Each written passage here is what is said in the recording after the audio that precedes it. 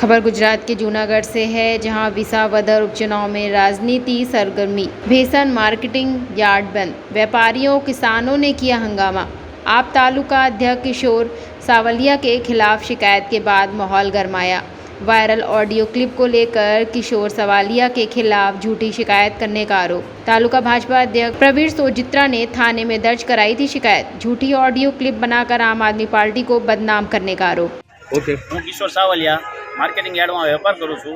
मारा विरुद्ध तो काले सांजनी एक फेसबुक में एवी पोस्ट फरती थी कि आ विडियो ऑडियो किशोरभाईनो छे ने किशोरभाई विरुद्ध में फरियाद करी छे। किशोरभाई एना परिवार ने बधाय आ रीतनु छे ने हवे खोटी मारा विरुद्ध एवी पोस्टो मूकेली हती।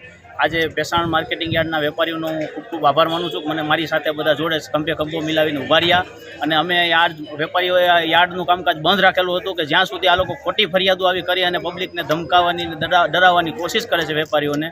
तो मारा विरोध मारा समर्थનમાં आज भेसाण यार्डना दरेक वेपारीओ भेसाण गामना वेपारीओ बधा मारी साथे हता अने भेसाण मार्केटिंग यार्डमां हराजीनुं कामकाज बंध राखेलुं हतुं।